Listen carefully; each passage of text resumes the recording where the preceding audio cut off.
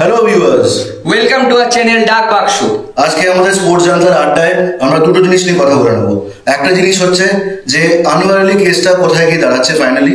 আজকে কিছুক্ষণ পরে তো ভার্ডিক্ট আছে, কিন্তু তার আগে আমরা অ্যাজ আ ফ্যান্স কি জানি কি পজিশনে দাঁড়াচ্ছে গিয়ে। এবং সেকেন্ডে হচ্ছে আমাদের 7:30 দিয়ে ইস্ট বেঙ্গলের খেলা আছে, সেটা নিয়ে ব্যাঙ্গালোরের সাথে আমাদের অ্যাওয়ে গেম, ইস্ট বেঙ্গলের অ্যাওয়ে গেম আছে।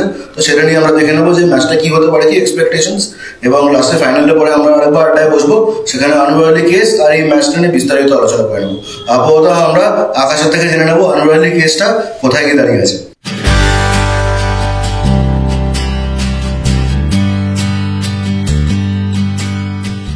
আনোয়ার আলীর কেসটা এখন ব্যাক টু স্কোয়ার জিরো হয়ে গেছে।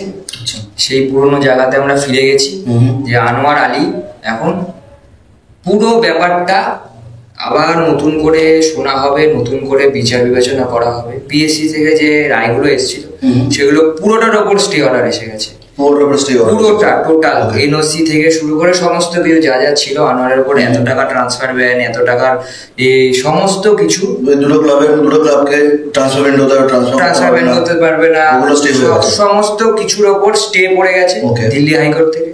আজকে আবার শুনানি আছে।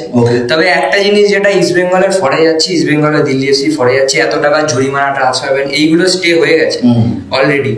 এবং জিনিসটা পজিটিভ দিকে যাচ্ছে, কারণ ইস্ট বেঙ্গলের বা দিল্লি এফসির জন্য একটা সেটব্যাক হচ্ছিল, দুটো ট্রান্সফার উইন্ডো ব্যান খাওয়া, এত টাকার ক্ষতিপূরণ প্লাস প্লেয়ারের স্যালারি, এই সমস্ত। সেক্ষেত্রে ইস্ট বেঙ্গল একটু বেনিফিটেড। কালকে অবশ্যই ইস্ট বেঙ্গলের ফরেই বলতে পারি রায়টা এসছে, এবং আশা করছি যে ইস্ট বেঙ্গলের পরেই থাকবে আনোয়ার আলী, ইস্ট বেঙ্গলেই খেলবে, এটা আশা করছি। কিন্তু পুরো ব্যাপারটার উপরে যখন স্টে অর্ডার চলে এসছে, এখানে একটা কনফিউশন আছে, এখন আনোয়ার আলী কার প্লেয়ার তাহলে, ইস্ট বেঙ্গলের, মোহনবাগানের নাকি দিল্লির? এই যখন পুরো ব্যাপারটা উপর স্টে অর্ডার চলে এসছে, তখন এই কনফিউশনটা কি মানে খুব লেজিট না? আমাদের কমেন্টস আপনারা জানাবেন যে এই কনফিউশনটা হওয়া কি নর্মাল না।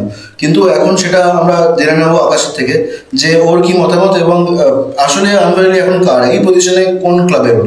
দেখো, আমার পার্সোনালি মনে হচ্ছে আনোয়ার আলী এখন কারোরই প্লেয়ার না। এক মোহনবাগান যদি বলে আনোয়ার আলী আমাদের প্লেয়ার বলতে পারে, ইস্ট বেঙ্গল বলতে পারে আনোয়ার আলী আমাদের প্লেয়ার, দিল্লি এফসিও বলতে পারে আনোয়ার আলী আমাদের প্লেয়ার। খুব জটিল ব্যাপারটা হয়ে রয়েছে। কিন্তু আনোয়ার আলী অলরেডি ইস্ট বেঙ্গলে একটা কন্ট্রাক্ট পেপার সাইন করেছে, প্র্যাকটিস করছে, আনুষ্ঠানিকভাবে নাম ঘোষণা করা হয়েছে, আইএসএল স্কোয়াডে রেজিস্ট্রেশন পর্যন্ত হয়ে গেছে।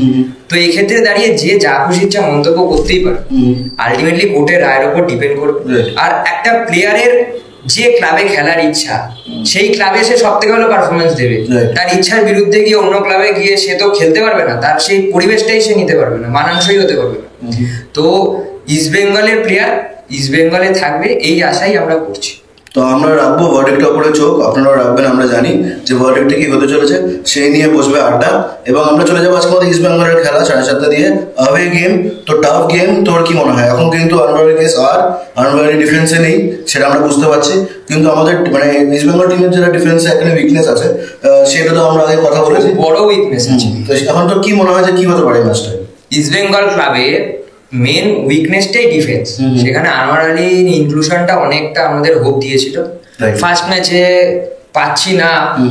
তো সেক্ষেত্রে যারা আছে তারাও ফুটবল প্লেয়ার, তারা অলরেডি তাদের ক্লাবে ভালো করেছে বলে আজকে ইস্ট বেঙ্গল ক্লাবে জার্সি পেয়েছে। তারা মাঠে নেমে 100% দিলে রেজাল্ট আমাদের ফরে আসবে। আমাদের অ্যাটাকিং লাইন আপ খুব ভালো, প্লেয়ারদের একটু ফিটনেস ইস্যুস ছিল, সেটা ডুরান্ড কাপে দেখা গেছে, সেইগুলো রিকভারি করা। আর সব থেকে বড় কথা, জুনিয়র যে ছেলেরা খেলছে কলকাতা লিগে, তারা যেভাবে দাপিয়ে ফুটবল খেলছে, সব মিলিয়ে অ্যাওয়ে ম্যাচ হলেও, টাফ ম্যাচ হলেও 3 পয়েন্টের আশা করছি। 3 পয়েন্ট পাবো আমরা। তোর কোন প্লেয়ার্সকে কাঁধে ভর নিতে হবে তোর মনে হয় আজকে ম্যাচটা? বিদেশিদের উপরে তো বেসিক প্রেশারটা থাকবে, টিমটাকে নিয়ে যাওয়ার, টিমটাকে লিড করার বিদেশিদের মধ্যে থাকবে।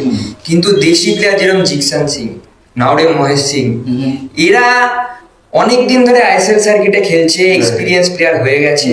এদেরকে বাড়তি তাগিদ দেখাতে হবে মাঠে, যে আমি 100%-এর উপরে গিয়ে কতটা দিতে পারি ক্লাবের জন্য।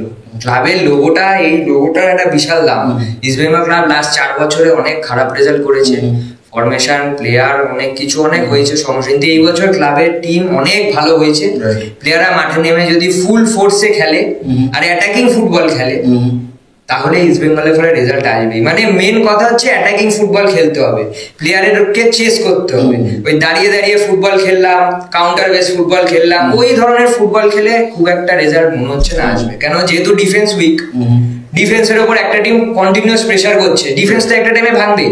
তো ডিফেন্সকে সাপোর্ট দেওয়ার জন্য প্লেয়ারদেরকে অ্যাটাক করতে হবে। প্লেয়াররা যত অ্যাটাকে যাবে তত ডিফেন্সও একটু রিল্যাক্স হয়ে খেলতে পারবে।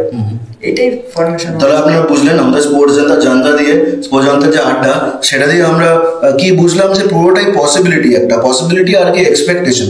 কি হবে সেটা আমরা কিছুক্ষণেই জানতে পারবো, কিছু মোমেন্টেই। আর সেখানে আমরা জানতে পারবো আনওয়ারলি কেস এক্স্যাক্টলি কোথায় কি দাঁড়াচ্ছে, এবং আজকে যে ম্যাচটা হবে ম্যাচের রেজাল্ট কি দাঁড়াচ্ছে, ইস্ট বেঙ্গলের কোন প্লেয়ার আমাদের পারফর্ম করছে কি না করছে, এবং ব্যাঙ্গালোর কেমন পারফর্ম করছে।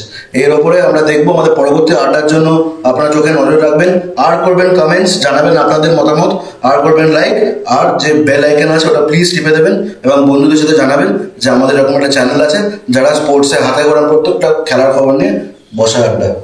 জয় ইস্ট বেঙ্গল।